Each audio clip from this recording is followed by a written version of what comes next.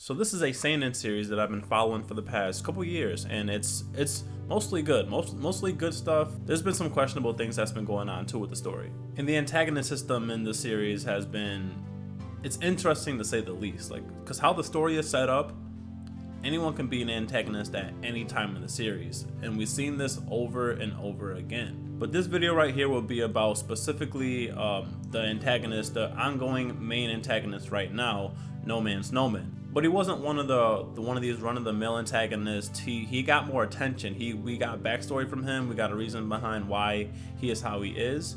How he became the selfish, sociopathic guy he is now. So I'm gonna go through his whole entire story from when he was a kid to right now, because we actually got that information and it's really important to his character. So I'm gonna go through his story from beginning to now, and kind of the philosophy as of why he became how he is and how his ability ties into his whole character. Let's begin. Nomen started off as a young lad named Ren, a kid that excelled past everyone at anything he did, whether that be sports, school, music, art, like literally anything. The kid was a freaking genius. And that's mostly because his point of view on the activities that he did. He saw these activities as a video game that he'd always easily beat.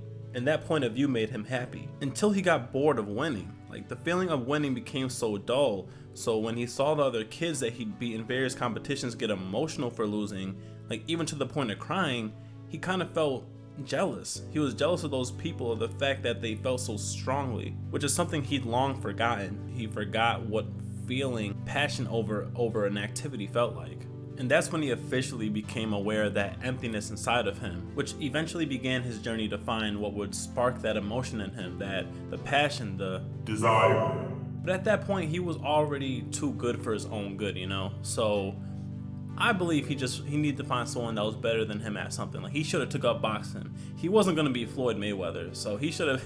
That was a joke, but it's a serious joke. He's really not being Floyd Mayweather, but really it's an anime or manga, so who knows. And he also says this one thing in response to seeing a kid cry after he beat him in this soccer game. The kid starts crying, and he says something in the lines of, "If I lost, I wouldn't feel that strongly about it."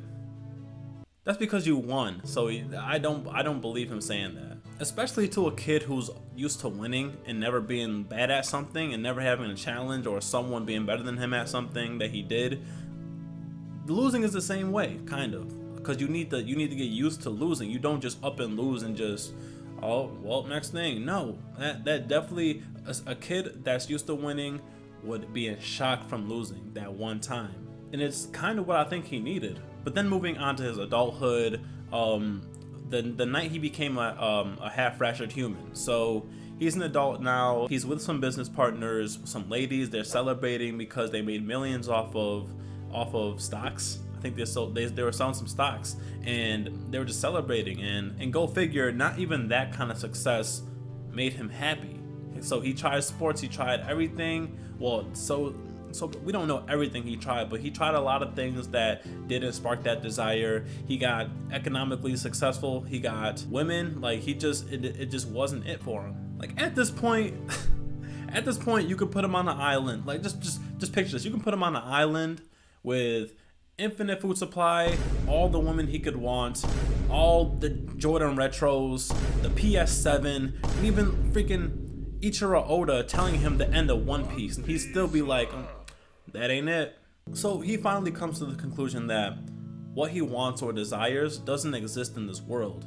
So he decides to jump off a building to kind of just rid himself of the emptiness where his desire should be. And as he's walking to the ledge, a frenzied froglet hops into him, turning him into a half-fractured human right before he jumps off the building, which is actually what saves him. And that's where his human life as Nojo ends, and his half-fractured human life as Nomen begins. But finally, with a desire for a kind world, which eventually later on is how he created Deaderland, and why he created Deaderland, which is a place that started off as a haunted amusement park in order to fulfill people's desires by offering them frenzied froglets so they can manifest their desires, and attempts to create a world of fractured humans, free to let their desires, well, run free. And to a degree, he finally actually got a little success, like to the point where it went from an amusement park to a community where people lived, like half-fractured humans lived. So in a way, his plans or his desire was actually manifesting. Until our protagonist does what protagonists do and foils the antagonist's plans, ultimately causing Dedalin to shut down, and then Nomen's new desire arises to bring the world together as one. And I know that sounds peaceful and stuff, but he does it in the most antagonistic way you can think of. So not in a kumbaya holding hands around the world kind of way, Chud's kind of way, no. He does it in a, I'm gonna swallow everyone, every single human in this world, I'm gonna swallow whole so I can be them and they can all be me.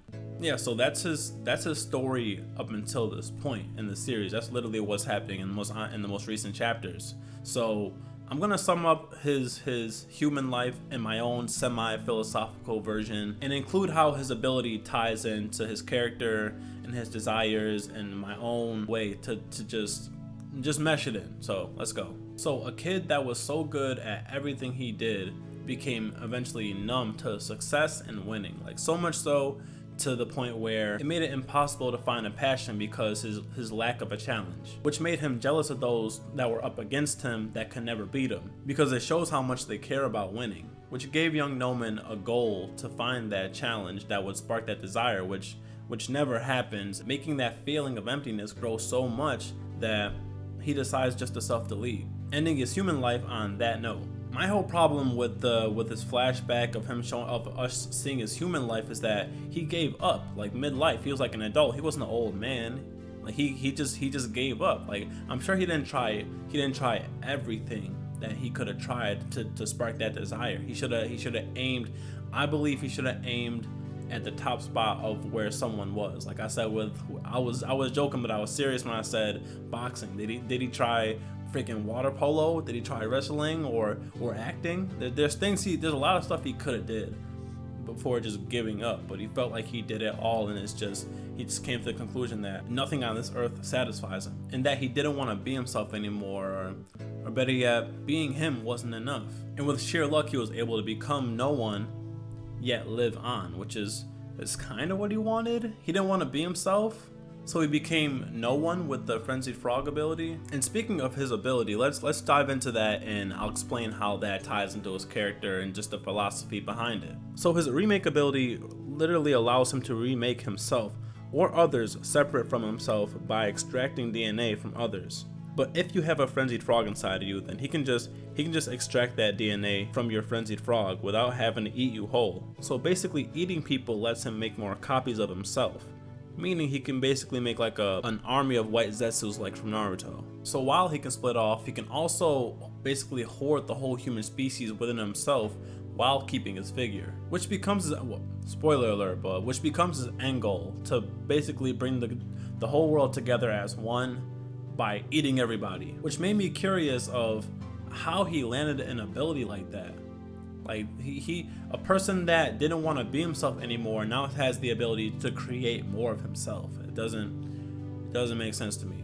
That's one of the only parts of his character that doesn't make much sense to me. Like I can see if he had Yadori's ability to literally take people's bodies, not like consume them and make another one, but literally take someone's body and become that person. Because that ability, Yadori's ability, also came about by being jealous of other people and not wanting to be himself. Because you know how abilities in this series are tied to your desire. So whatever your desire is, when you get that tadpole, your ability is based off the desire that you want. So what if him making more of himself is a way of saying the only person that can give him a challenge is himself? And my next question for his character is, how did he become evil? Because his backstory wasn't evil at all. His backstory was, he was actually a nice kid. When he would beat people in competitions, he'd actually try to give them the medal to cheer them up, or just try to cheer them up and stuff. Like, he wasn't a bad kid. He wasn't known for doing malicious stuff. He wasn't killing cats or anything. So how did he end up to be the antagonist?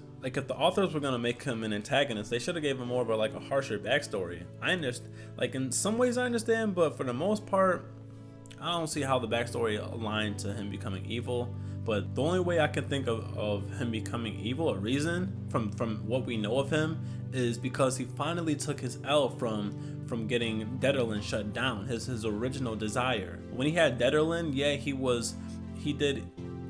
he did illegal things, but they weren't like evil to humankind. And like I said, the only way I can think of him becoming evil is because he took that L from the protagonist getting Netherland shut down, and that probably sparked something, which further proves my point of when I questioned him, saying, "Oh, I wouldn't feel that bad if I lost," which is why you become the antagonist, because you lost finally, and now you're getting everyone involved in your loss. So maybe it wouldn't even have come to this if Detterland originally worked out. But then again, if Detterland did work out, he wouldn't have a desire anymore, and that would have made him feel empty again. And he probably would have feared and all that stuff and try to find a new desire. We know how long it took him to get the original first desire. Literally took him up until his, I don't know how, he looked 30-ish, and he killed himself, and it took him killing himself to get his original desire.